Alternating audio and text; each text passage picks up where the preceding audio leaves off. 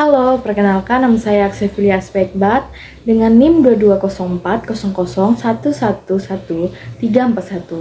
Sekarang saya duduk di semester 3 kelas A reguler A, ruangan F3, Fakultas Hukum dari kampus Universitas Kapuas Sintang. Di sini saya akan menjelaskan sedikit tentang hukum administrasi negara. Oke, langsung saja masuk ke dalam pembahasan. Berbicara mengenai hukum administrasi negara di Indonesia, itu terdapat beberapa istilah atau julukan terkait dengan penambahan hukum administrasi negara. Hukum ini selain disebut dengan hukum administrasi negara, juga bisa disebut dengan istilah hukum tata pemerintahan, atau juga seringkali disebut dengan tata usaha negara. Jadi, hukum administrasi negara itu sama dengannya hukum tata pemerintahan atau disebut dengan hukum tata usaha. Jadi, hukum administrasi negara itu sama dengan hukum tata pemerintahan atau disebut dengan hukum tata usaha negara. Dalam konteks hukum administrasi itu memiliki pemerintahan, sedangkan dalam konteks ilmu administrasi memiliki arti manajemen. Dan ketika kita mempersatukan perbedaan dan menjadikan kedua konteks tadi dalam suatu ikatan untuk mencapai tujuan yang satu, mungkin bisa kita katakan jika hukum administrasi negara adalah hukum yang mengatur manajemen pemerintahan dari segi kewenangan organisasi publik dan prosedur pemerintahan. Dan berbicara asal muasal atau sejarah kelahirannya, hukum administrasi negara itu lahir karena konsekuensi yang dianut dari konsep negara hukum liberal dan negara Eropa kontinental. Pada konsep negara hukum liberal, itu adanya keterkaitan kekuasaan pemerintahan pada undang-undang yang mana setiap yang dilakukan oleh pemerintah atau setiap tindakan pemerintah itu harus berdasarkan undang-undang, atau yang bisa kita kenal dengan asas legalitas dan asas legislatif.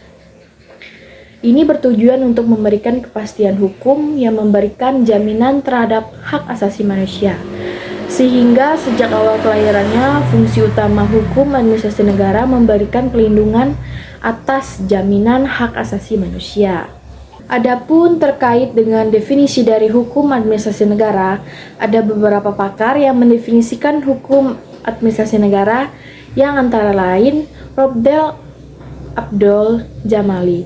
Hukum administrasi negara adalah peraturan hukum yang mengatur administrasi yang hubungan antara warga negara dan pemerintahan yang menjadi sebab negara itu berfungsi. Menurut Kusmandi Poeswojono, hukum administrasi negara adalah keseluruhan antar hukum yang mengatur bagaimana negara sebagai penguasa menjalankan usaha-usaha untuk memenuhi tugasnya. Menurut Joko Sutono, hukum administrasi negara adalah hukum yang mengatur tentang hubungan hukum antara jabatan dalam negara dan warga masyarakat.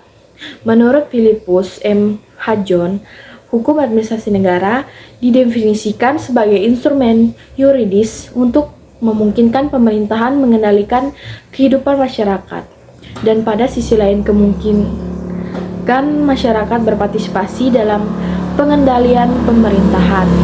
Jadi, berdasarkan definisi tadi, dapat kita ketahui bahwa di dalam hukum administrasi negara ada terjadinya hubungan timbal balik atau interaksi antara pemerintahan dengan masyarakatnya.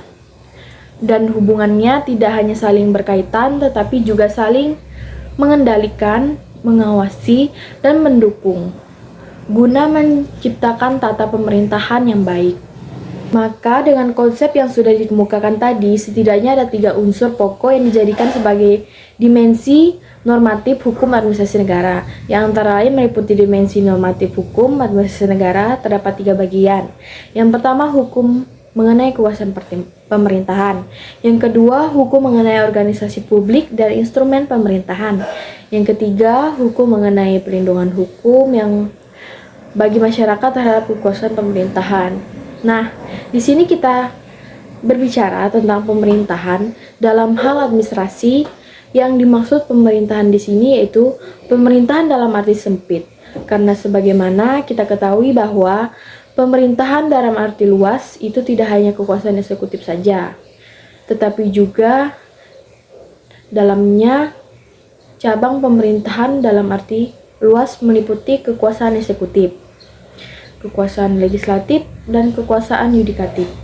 Dan pemerintahan dalam arti sempit yaitu yang memiliki fungsi eksekusi dari cabang kekuasaan eksekutif. Jadi, dalam konteks administrasi, pemerintahan di sini diartikan secara sempit yaitu hanya sebatas cabang kekuasaan eksekutif ketika menjalankan fungsi eksekusinya. Kemudian, tentang landasan hukum yang mendasarkan hukum administrasi negara itu antara lain asas negara hukum, konsep demokrasi, landasan instrumentasi. Landasan negara hukum itu berkaitan dengan jaminan pelindungan hukum bagi masyarakat atas kekuasaan pemerintahan, dan landasan demokrasi itu berkaitan dengan prosedur penyelenggaraan pemerintahan yang melibatkan partisipasi rakyat. Untuk landasan instrumentasi ini berkaitan dengan tujuan pemerintahan yang dapat mengendalikan pekerjaan yang efektif dan pekerjaan yang efisien. Dan berbicara mengenai pembagian hukum administrasi negara, hukum administrasi negara sendiri itu dibagi menjadi dua, yaitu hukum administrasi negara umum dan hukum administrasi negara khusus. Di sini, hukum administrasi negara umum ini berkaitan dengan tindakan atau peraturan-peraturan umum yang berlaku untuk semua bidang-bidang hukum administrasi negara.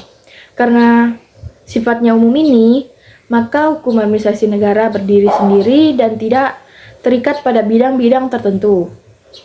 Sedangkan hukum administrasi negara khusus itu adalah peraturan-peraturan yang berkaitan dengan bidang-bidang tertentu, atau bisa kita katakan bahwa pada hukum administrasi negara khusus ini hukum administrasi negara mengatur hubungan secara lebih spesifik dalam kaitannya dengan bidang-bidang tertentu.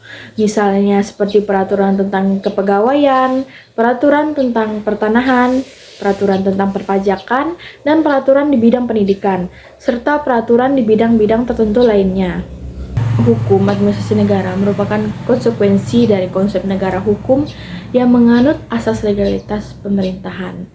Juga diberikan wewenang untuk instrumen hukumnya sendiri, yang didasarkan pada presumption. Ini merupakan kebebasan tindakan atau pengambilan keputusan pada pejabat publik yang berwenang berdasarkan pendapatannya sendiri.